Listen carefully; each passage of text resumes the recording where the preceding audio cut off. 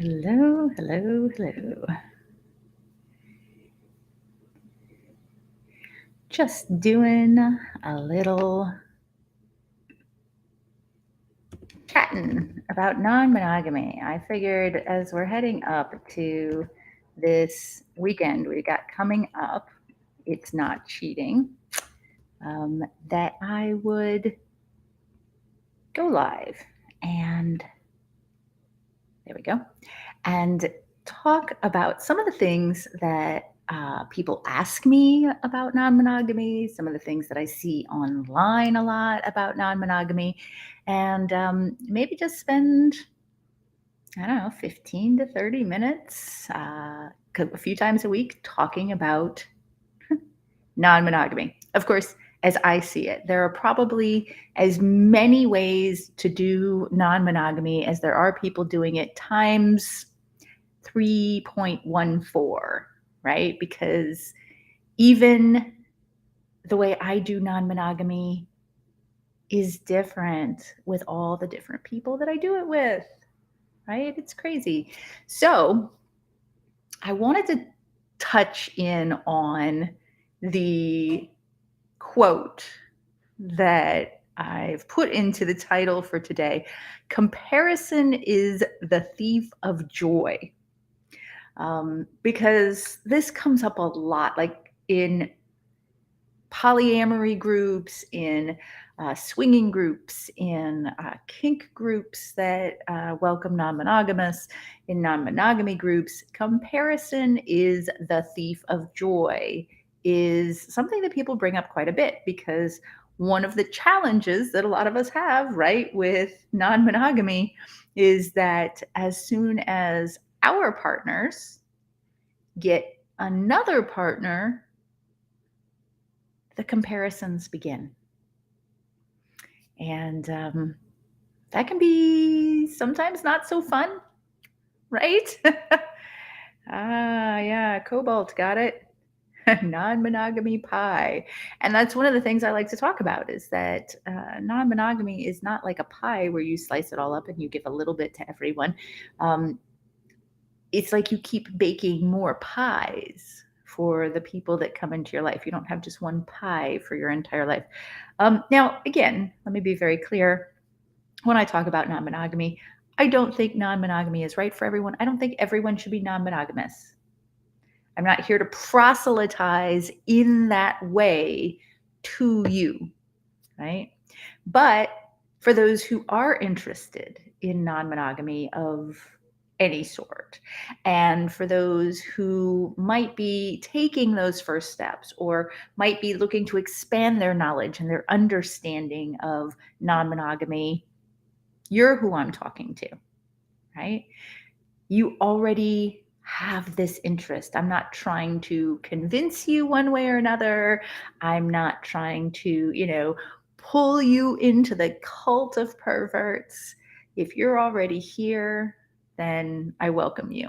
So let's dig down in, shall we? Because I'm going to pull a nookie and I'm going to pull this apart and I'm going to talk about it. Comparison is the thief of joy. Shalimar. Like pie, it's irrational and unending. So true. So very, very true. Okay, so comparison is a thief of joy. First of all, there's a bit of a misquote when most people do this. Like this has been attributed to Theodore Roosevelt, it's been attributed to Mark Twain, and they probably didn't say it. Where this actually came from is a book published in 1989. I'm going to tell you the actual quote and then, the book information, and then we'll go on. So, why can't you be like that? Why can't you do as well as your brother? If you just comb your hair down, people won't notice your big forehead. You'll look more presentable. By the way, that's what I do. Um, And so most of us have been taught to compare ourselves with others. And all of the professionals agree comparison is the death of true self contentment. Happiness is an Inside Job by John Powell, 1989. Now, comparison is the thief of joy, has a little ring to it, but I love comparison is the death of true self contentment. Wow. Like that one actually gives me shudders. Comparison is the thief of joy is sort of like pithy, right? Like it's super easy to say, hey, Celine, good to see you. But comparison is the death of true self contentment. Mm, right? That's kind of a punch to the gut. So, the reason I'm sort of like going on about this today is because a couple weeks ago in one of the non-monogamous groups I'm in, somebody asked, how do I stop comparing myself to others, especially my meta, right? One of my insecurities involves the idea of me not being good enough for my partner. And despite reassurances, my demonic brain keeps poking me and telling me that the other person has it better, better job, better career, more money to be able to provide for my partner. First was something I'm interested in, and now I can't do it because like I feel like a poser and et cetera, et cetera. And it's funking tiresome and it's making me spiral downwards. And I don't want to become a self-fulfilling prophecy. Anyone recognize those feelings at all? Maybe a little bit like, okay, so my partner just got a new partner and I'm feeling some sort of way about it. They're younger, they're prettier, they're taller, they're like wealthier, they're more carefree, they're smarter, prettier, kinkier, sexier, and better. Not, as Cobalt says. Yeah. Like it's so easy to get caught up in this, right? Yeah. And let me just note for those of you who are just curious about non monogamy, maybe you're not sure about stepping into it. Maybe you haven't had this sort of experience yet with a pair bonded partner. But I bet you have had this experience, right? You've had it with a bestie, right? When you were kids and your bestie started like hanging out with somebody else, and you're like, oh, you just hang out with them because they've got a nicer car or a nicer place to hang out, or they got better parents, or we've all had this experience. This is part of the human experience, right? It's so, so easy. So let's talk about what it means to feel this sort of stuff. Some steps we can take to get around and over it. And then I'll leave you with a quick little thought that I had about it. So, first and foremost, practice self compassion.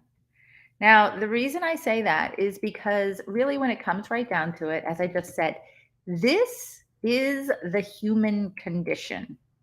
I mean, our brains are designed to look for what is the better berry? What is the riper fruit? What is the best thing to eat? What is the safer cave? Right? Whatever, whatever.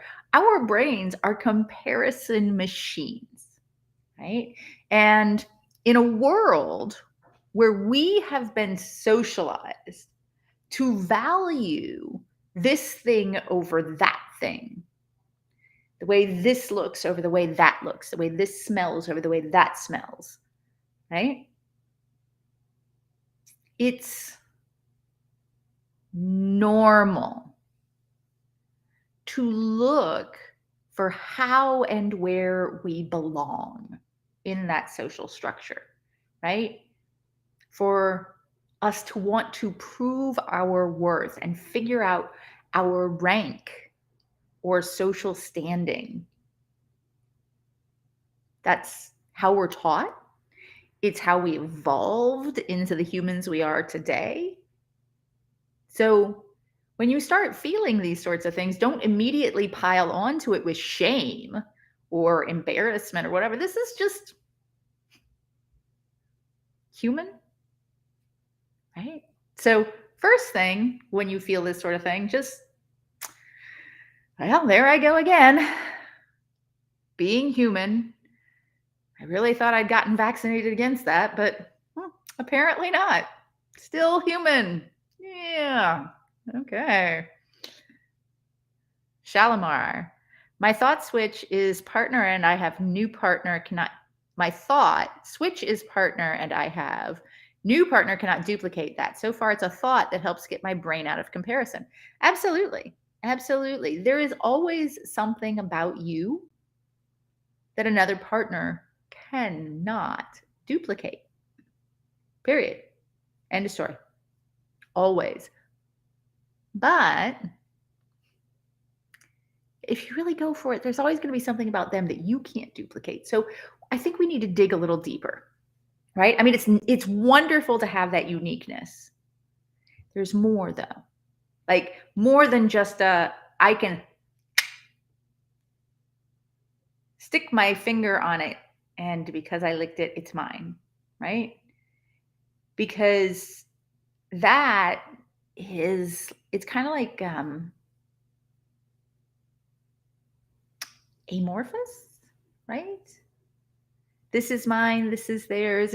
It's very parceling out of the human experience in a way that humans don't really do a whole lot of. So, first, practice self-compassion. Second, recognize when you're most susceptible to comparison. So, you're going to see that the pattern of comparison is usually upsetting you the most when you're feeling insecure about something, right? When it's closely matching something that either you value or you think that others value, right? You worry that others value. Like you may not think that looks are that important in who you pair bond with, but you might think that they are more important to your partner, right? Or to the people that your partner values as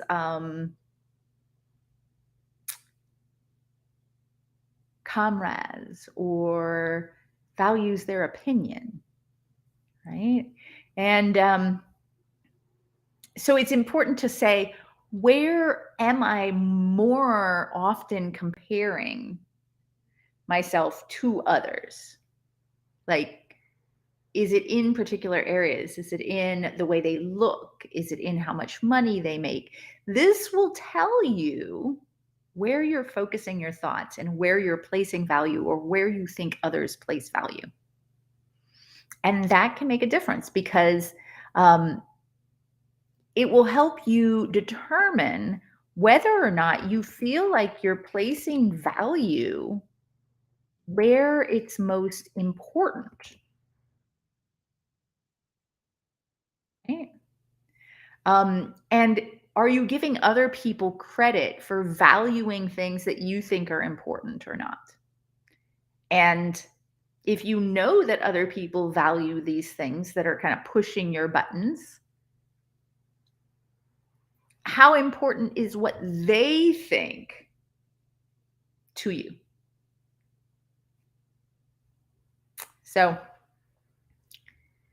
step number 3, and I'm going to give you 5 steps. First, practice self-compassion. Second, recognize when you're most likely, which buttons you have that are going to like get you to compare. Third, consider other perspectives. So when you look at somebody else, you never really know the whole picture, right? I know Celine loves the word sonder. If you look around Every single human in the world has a life that is just as complex and unfathomable as yours is. Don't oversimplify their goodness or their greatness because you can only see that one perspective. I know lots of people who are drop dead gorgeous and miserable, right?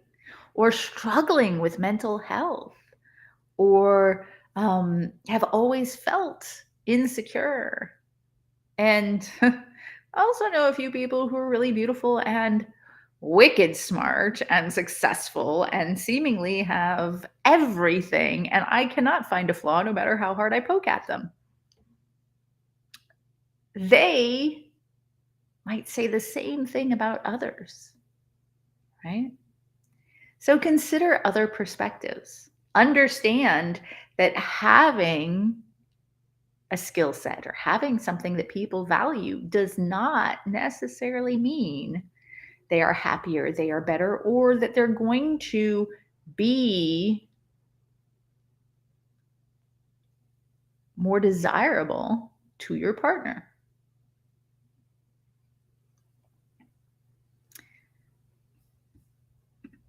Cobalt says, I find people who tend to think if they don't see it, it's not there, whereas I tend to be curious about what I can't see.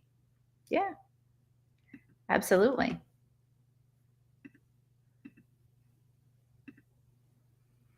So, 4, don't let the fear of the comparison paralyze you. Because what will often happen, just like that person said in their question, um, my demonic brain keeps poking me and telling me that the other person has it better, better this, better that, better that. I feel like a poser and it's funking tiresome and it's making me spiral downwards. I don't want this to become a self-fulfilling prophecy. So that comparison, that fear can rob you of the ability to continue being the person that your partner chose you as to begin with, right? Hello, David. Welcome. Cobalt says, I'm a veteran worm eater. Nobody likes me. Everybody hates me. Think I'll eat some worms. Isn't that big, fat, slinky one? Oh, I don't even remember. But yeah, yeah. Worm eating. It's a thing. So you are here. I'm assuming that you're here because you want more out of life, right? You want to experience life fully, right? That's why you're putting more into your thought processes. That's why you're, you know, reading blogs and watching videos and poking more into non-monogamy and different ways of living and loving. We all have fears of failing or not, matching our potential, or, well, I don't have any fears right now of whether or not I'll live my best life, because I feel like I am living my best life.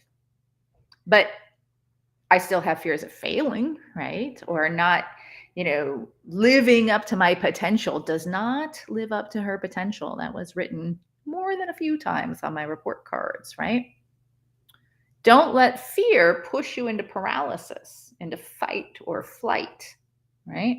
When you feel that, pause and take a deep breath and understand what the comparison is doing. Okay? So, first thing, practice self-compassion. Second thing, understand your buttons and when you're most susceptible to doing those comparisons and allowing those comparisons to be the death of your true self contentment, right? Consider other perspectives, consider the complexity of the person you're comparing yourself to that you cannot see. And maybe that they are doing their damnedest to make sure nobody ever sees, right? Don't let fear paralyze you. And then number 5, take action, right? Perhaps, perhaps you can use comparison as a goad to spur you to do more of what you want to do, achieve more of what you want to achieve, and be more of who you want to be, right?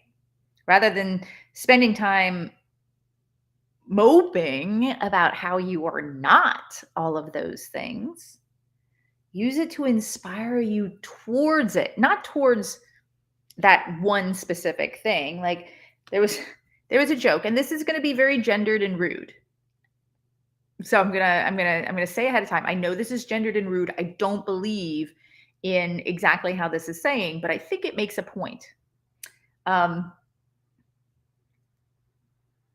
Men say when they meet their friends, girlfriend or wife or whatever, they say, "Wow, she's amazing. I want a woman like her." And women say when they meet their friends, boyfriends or husbands or whatever, "Wow, he's amazing. I want him." Okay, not true. Shitty gendering, right? Whole war of the sexes there. Not here for it. However, when you're doing the comparison thing, when you point at something and say, "I want that," in your head, are you saying to yourself, "I want that and they shouldn't have it"? Right? I want their car, I want their home, I want their wife, I want their dog. Or are you saying, "I want a car like that for me. I want a home like that that is mine. I want a relationship like that, but mine, not theirs." Like, I've seen the way he picks his teeth at the dinner table, and that's not for me. Mine, right? So allow it to inspire you to take action towards finding those things from yourself, right? Moving towards things for you. Use the comparison as a guide on what you want to do, what you want to achieve, what you want to be, right? Moving towards things takes action. Watching from the outside is not going to get you there, right? Comparing yourself and feeling bad about it is not going to get you there. So, let's go back to the question because, again, this is something that we've all felt. How do I stop comparing myself to others, especially my meta? One of my insecurities around one of my insecurities involves the idea of me not being good enough for my partner. And despite reassurances, my demonic brain keeps poking me and telling me that the other person has it better. Better job, better career, more money to be able to provide for my partner. First with something I'm interested in, now I can't do it because I feel like a poser, etc., etc., etc. Right? And it's funking tiresome and it's making me spiral downwards. I don't want this to become a self-fulfilling prophecy. So, I've just given you 5 steps, right? Practice self-compassion, recognize when you're most susceptible to comparison, consider other perspectives, don't let fear paralyze you, and take action. But I've got another comparison for you. Try this one on for size. Compare your thoughts about yourself to your thoughts about your partners. Do you compare your partners to one another? Which one of them makes more money? Which one of my partners has nicer hair? Hmm? I've noticed this one has a whiter smile than that one. This one is definitely funnier, though. Do you do that? I mean, it's not that you don't like say, oh, yeah, this one's the funny one, that one is the serious one, right? Because, again, our brains are comparison machines. But do you do that, right? Do you tot them up in like actuary tables trying to figure out, which is the best life insurance? Or maybe, just bear with me here for a minute, maybe you love them for who they are as they are. Like they do you. And maybe that comparison will help. Just a thought.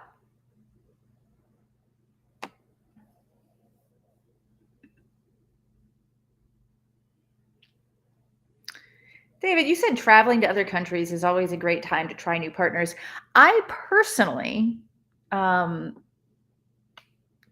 necessarily find that to be true. Um, Partially, I mean, traveling to other countries, don't get me wrong, I'm a fan. And one of my partner says, so what fantasies of yours do we still need to fulfill? And the joke is, we've fulfilled all my fantasies. I just want to do them again and again and again with like more sexy people in more different places. So, yes, traveling is definitely a thing. However, when I talk about partners, especially like pair bonding and stuff like that, for me personally, it takes a lot more than travel to sort of like make those connections. Like traveling to other countries is a great time for me to meet new friends and to have new experiences. But partners, not so much for me. So it's another way to think about it. Anyway, that was pretty much what I wanted to talk about today. I figure as we're leading up to It's Not Cheating on January 27th through 29th, which is going to be an online event, free to attend live. Information right there, notcheating.com. Super easy to get signed up. Get involved in the community. We're going to be posting all of these in the community. Encourage discussion about them. And then the It's Not Cheating Plus More is whopping $17. And that gets you access not only to VIP events for It's Not Cheating, but also to all of the replays once we've been through the weekend, and all of the replays from It's Not Cheating 2020, which we did. I think there's 13 of those. And all of the replays from our monthly non-monogamunch that we've done. And I can keep going here. My book, It's Not Cheating, which I think also came out in 2020, and I'm going to be rewriting it. And so the live write will also be a part of that It's Not Cheating Plus More. And if you have a partner or multiple partners who are also non-monogamous, for an extra $10, you can get a multi-pass, which $10 on top of the Plus More membership will get you 4 spaces for your polycule, for your lover partners, et cetera, et cetera, et cetera. Cobalt just asked, may I text you a question about a membership issue? Absolutely. If you are a plus member of Dating Kinky, of course, you get the plus more at It's Not Cheating. It's a part of your membership. So go ahead, reach out to me if you have any questions. If you are a plus member, I know Cobalt, you are a plus member, or you were planning to be a plus member, text. Celine will check that, I'm sure, get right back to you. Hello, Sir Thomas. Always a pleasure. So, yeah, it's been great to see y'all, and I'll probably come back on Monday with another little non-monogamy rant. So thanks, y'all, for joining me. Have a most wonderful day and a most wonderful weekend.